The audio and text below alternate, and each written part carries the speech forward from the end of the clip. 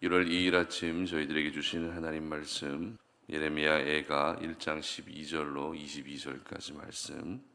지나가는 모든 사람들이여 너희에게는 관계가 없는가? 나의 고통과 같은 고통이 있는가 볼지어다. 여호와께서 그의 진노하신 날에 나를 괴롭게 하신 것이로다. 높은 곳에서 나의 골수에 불을 보내어 이기게 하시고 내 발 앞에 그물을 치사 나로 물러가게 하셨으며 종일토록 나를 피곤하게 하여 황폐하게 하셨도다. 내 죄악의 멍에를 그의 손으로 묶고 얽어 내 목에 올리사 내 힘을 피곤하게 하셨으며 내가 감당할 수 없는 자의 손에 주께서 나를 넘기셨도다. 주께서 내 영토 안 나의 모든 용사들을 없는 것 같이 여기시고 성회를 모아 내 청년들을 부수시며 처녀딸 유다를 내 주께서 술틀에 밟으셨도다. 이로 말미암아 내가 우니 내 눈에 눈물이 물같이 흘러내리며 나를 위로하여 내 생명을 회복시켜 줄 자가 멀리 떠났음이로다. 원수들이 이김에 내 자녀들이 외롭도다. 시온이 두 손을 폈으나 그를 위로할 자가 없도다. 여호와께서 야곱의 사방에 있는 자들에게 명령하여 야곱의 대적들이 되게 하셨으니 예루살렘은 그들 가운데 있는 불결한 자가 되었도다. 여호와는 의로우시도다. 그러나 내가 그의 명령을 거역하였도다. 너희 모든 백성들아 내 말을 듣고 내 고통을 볼지어다. 나의 처녀들과 나의 청년들이 사로잡혀 갔도다. 내가 내 사랑하는 자들을 불렀으나 그들은 나를 속였으며 나의 제사장들과 장로들은 그들의 목숨을 회복시킬 그들의 양식을 구하다가 성 가운데에서 기절하였도다. 여호와여 보시옵소서. 내가 환난을 당하여 나의 애를 다 태우고 나의 마음이 상하오니 나의 반역이 심히 큰미니이다. 밖에서는 칼이 내 아들을 빼앗아가고 집 안에서는 죽음 같은 것이 있나이다. 그들이 내가 탄식하는 것을 들었으나 나를 위로하는 자가 없으며 나의 모든 원수들은 내가 재난당하는 것을 듣고 주께서 이렇게 행하신 것을 기뻐하나이다. 그러나 주께서 그 선포하신 날을 이루게 하셔서 그들이 나와 같이 되게 하소서. 그들의 모든 악을 주 앞에 가지고 오게 하시고 나의 모든 죄악들로 말미암아 내게 행하신 것 같이 그들에게 행하옵소서. 나의 탄식이 많고 나의 마음이 병들었나이다. 아멘. 시대를 바라보며 슬피 울라라는 제목으로 오늘 아침 말씀 전합니다. 새해가 시작됐습니다. 새해는 항상 우리에게 소망을 주는 시간이고 어떤 기대감을 갖게 하는 시간인 것 같습니다. 그래서 대부분의 사람들은 올해는 뭐라도 좀 나아졌으면 좋겠다라고 하는 이런 마음을 가지게 되는 것이죠. 하지만 세계 경제를 연구하는 여러 기관들은 하나같이 올해도 쉽지 않은 해가 될 것이다라고 이렇게 전망하고 있습니다. 중동 전쟁으로 인한 유가 불안과 그리고 세계를 움직이는 두 나라인 미국의 셧다운 그리고 중국의 부동산 문제가 세계 여러 나라들의 막대한 피해를 줄 것이다라고 이렇게 전망하고 있는데요. 이렇게 되면 우리나라도 역시 안전하다고 얘기할 수가 없습니다. 올해 경제 성장률 전망 수치가 작년보다는 조금 나아지긴 했지만 그렇다고 해서 안전하다고는 할 수는 없습니다. 여전히 물가는 치솟고 있기 때문에 올해도 역시 서민들의 고통은 계속될 것 같습니다. 새해부터 이런 비관적인 이야기를 나눌 수밖에 없다라는 것이 조금 안타깝고 또 죄송스럽기도 한데요. 하지만 하나님의 사람들은 이 비관적인 현실 가운데에서도 소망을 가질 수 있어야 하고 어려운 현실을 바라보면서도 가져야 될 믿음의 자세가 있습니다. 오늘 본문이 바로 그것을 저희들에게 알려주고 있습니다. 새해 우리가 처음으로 묵상하게 되는 말씀은 예레미야 애가 말씀인데요. 작년까지 살펴봤던 말씀은 사사기부터 열왕기하 말씀을 우리가 살펴봤습니다. 성경의 분류상으로 역사서에 해당되는 부분의 말씀을 묵상했었는데 이 사사기는 자기의 소견에 옳은 대로 행하였던 백성들의 모습을 보여주었다면 이 열왕기 말씀은 그 나쁜 버릇이 수백 년간 계속 가다가 결국 나라의 멸망으로 이어졌다라는 것을 보여주고 있습니다. 이렇게 하나님이 선택하신 나라, 북이스라엘과 남유다는 각각 아수르와 바벨론에 의해서 멸망하게 됩니다. 이때 이 남유다의 예루살렘의 멸망을 바라보며 탄식하고 슬퍼했던 한 사람이 있었습니다. 그 사람이 바로 예레미야입니다. 예레미야는 흔히 눈물의 선지자로 우리에게 알려져 있습니다. 예레미야가 눈물의 선지자로 알려진 이유는 예레미야가 쓴 애가서 때문입니다. 이 애가의 뜻은 눈물의 노래, 슬픈 노래, 이런 의미를 가지고 있죠. 이렇게 예레미야가 슬퍼할 수밖에 없었던 이유는 조국이었던 남유다가 처참하게 멸망했기 때문입니다. 유대인들의 자존심이라 할 수 있는 성전은 불타버렸고, 구별된 백성, 모든 이스라엘 백성들은 바벨론에 끌려가서 노예로 지내야 했던 비참한 현실을 바라보면서 눈물을 흘릴 수밖에 없었던 것입니다. 그래서 예레미야는 애가를 시작하면서 2절 상반절 말씀에서 자신의 모습을 이렇게 묘사하고 있습니다. 밤에는 슬피 우니 눈물이 뺨에 흐름이요. 그리고 16절 상반절도 보시기 바랍니다. 이로 말미암아 내가 우니 내 눈에 눈물이 물같이 흘러내리며. 그리고 22절 하반절입니다. 나의 탄식이 많고 나의 마음이 병들었나이다. 아멘. 이처럼 예레미야는 지금 탄식하며 울고 있었던 것입니다. 이 특별히 예레미야 애가의 1장 말씀은 크게 두 부분으로 나뉘어질 수 있는데요. 먼저 1장의 전반부에 해당되는 1절부터 11절까지는 예레미야가 주로 사용하는 표현이 있습니다. 바로 그라고 하는 3인칭 표현을 예레미야 1장에서 주로 사용한다라는 것입니다. 예레미야는 멸망한 예루살렘을 의인화시켜서 이 예루살렘을 그라고 하는 표현을 자주 사용하고 있습니다. 한번 한 절만 찾아보겠습니다. 1장 7절 말씀 보시기 바랍니다. 예레미야 애가 1장 7절입니다.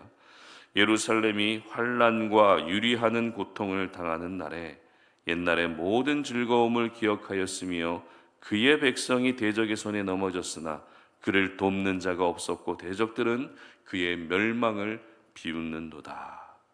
이처럼 예레미야는 예루살렘을 그로 지칭하며 표현했던 것입니다. 그런데 예루살렘을 향한 이 그라고 하는 3인칭 표현이 1장의 후반부에서는 나라고 하는 나 자신이라고 하는 1인칭 표현으로 바뀌는 것을 볼 수 있는데요. 1장의 후반부가 바로 오늘 우리가 묵상하고 있는 말씀입니다. 12절 말씀 보시기 바랍니다. 지나가는 모든 사람들이여 너희에게는 관계가 없는가? 나의 고통과 같은 고통이 있는가 볼지어다. 여호와께서 그의 진노하신 날에 나를 괴롭게 하신 것이로다. 아멘. 그리고 20절도 보시기 바랍니다. 여호와여 보시옵소서. 내가 환난을 당하여 나의 애를 다 태우고 나의 마음이 상하오니 나의 반역이 심히 큰미니이다. 밖에서는 칼이 내 아들을 빼앗아가고 집안에서는 죽음 같은 것이 있나이다. 아멘. 이처럼 예레미야는 3인칭 그로 표현했던 예루살렘을 이제는 1인칭 나라고 하는 표현을 통해서 예루살렘 멸망, 이 예루살렘의 멸망을 자신의 일로 여기고 있었던 것입니다. 예루살렘의 멸망이 곧 나의 멸망이고 예루살렘의 수치가 나의 수치이며 예루살렘의 고통이 나의 고통이다라고 이렇게 받아들이고 있었던 것입니다. 여기서 저희들은 예레미야가 예루살렘의 멸망을 보면서 왜 그렇게 탄식하고 왜 그렇게 슬퍼했는지를 알 수 있습니다. 왜 그렇게 밤마다 울고 그 눈물이 마치 물이 흐르는 것 같은 그런 심한 눈물을 흘리며 그렇게 슬퍼했던 이유를 우리는 알게 된다는 것입니다. 왜입니까? 바로 예루살렘의 멸망을 나의 일로 받아들였기 때문입니다. 처음에는 그가 멸망했다라고 말하지만 애가를 부르면 부를수록 그가 멸망한 것이 아니라 내가 멸망한 것이다라고 인정할 수밖에 없었던 것입니다. 그렇습니다. 하나님의 사람은 조국의 아픔을 나의 아픔으로 받아들일 수 있어야 합니다. 그래야 이 시대를 바라보며 하나님의 마음으로 눈물을 흘릴 수 있는 것입니다. 이렇게 예레미야의 눈물을 보여주고 있는 예레미야 애가가 성경의 한 부분이 됐다라는 것은 하나님은 오늘도 이 시대와 나라와 민족을 바라보며 눈물 흘리며 기도하는 한 사람을 찾고 계신다라는 것을 의미하는 것입니다. 아마도 상당수의 유대인들은 하나님이 우리를 멸망시키시고 하나님이 우리를 노예로 만들었다고 하는 하나님을 향한 원망의 마음을 잔뜩 가지고 있었을 겁니다. 정작 원인 제공, 모든 원인은 자기 자신에게 있음에도 불구하고 그 결과에 대해서 하나님께 서운한 마음을 가진 사람들이 대부분이었을 겁니다. 그러나 예레미야는 다른 사람들과 달랐습니다. 예레미야는 나로 인해 예루살렘이 무너졌다라고 여기며 탄식하고 슬퍼했던 것이죠. 그리고 그 눈물이 하나님께 보여졌고 예레미야의 심정이 바로 어쩔 수 없이 백성들을 멸망시켜야 했던 하나님의 마음이었던 것입니다. 그러므로 이 새해를 시작하고 또 오늘을 시작하는 이 아침 저희들은 예레미야의 마음이 곧 하나님의 마음임을 기억할 수 있어야 합니다. 그리고 그 마음을 이제는 내게도 주시도록 기도할 수 있어야 합니다. 올 한 해를 우리는 이 마음을 가지고 살 수 있도록 기도할 수 있어야 하는 것입니다. 앞서 말씀드린 것처럼 올해도 어려움은 계속될 수 있습니다. 아니 작년보다 더 심한 어려움이 우리의 인생 가운데 찾아올 수 있고 이 나라와 민족에도 더 많은 어려움들이 생길 수 있습니다. 그러나 우리는 이제는 그 모든 어려움을 하나님의 마음과 예레미야의 마음으로 바라볼 수 있어야 하는 것이죠. 그 어려움이 나의 어려움이고 그 고통이 나의 고통임을 인식할 수 있어야 합니다. 그래야만 이 시대를 바라보며 눈물 흘릴 수 있는 것입니다. 이 시대를 향해서 지금도 울고 계신 하나님의 마음을 나도 역시 공감하고 눈물의 기도를 올려드릴 때 비록 작고 보잘것없는 나의 눈물이지만 하나님은 내 눈물을 보시고 그 눈물을 통해 일하시고 그 눈물을 통해 하나님의 하나님 되심을 나타내 보여주시는 것입니다. 우리는 삶 속에서 슬픈 영화나 드라마를 봐도 눈물을 흘릴 때가 있습니다. 그러나 올해는 이 시대를 바라보며 많이 울 수 있었으면 좋겠습니다. 예수님의 산상수훈의 팔복의 말씀 가운데에 마태복음 5장 4절은 이렇게 기록하는데요. 제가 읽어드립니다. 애통하는 자는 복이 있나니 그들이 위로를 받을 것이며 애통하는 자가 복이 있다라는 것입니다. 그렇습니다. 애통하는 것은 부끄러운 것이 아닙니다. 애통하는 것은 실패한 것이 아닙니다. 애통하는 것은 가장 귀한 하나님의 위로를 받을 수 있는 길입니다. 그러므로 이 시대와 이 세대를 향한 눈물이 메마르지 않았으면 좋겠습니다. 이 땅 가운데서 일어나는 모든 고통과 어려움이 바로 나의 고통이자 나의 어려움임을 인정할 수 있었으면 좋겠습니다.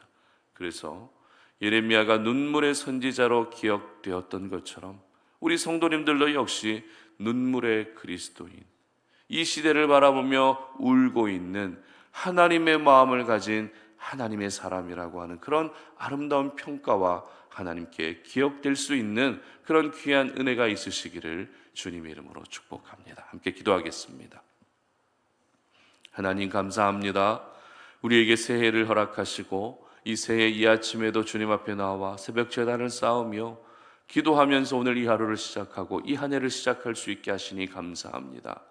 이 아침에 하나님이 주신 생명의 말씀을 기억합니다.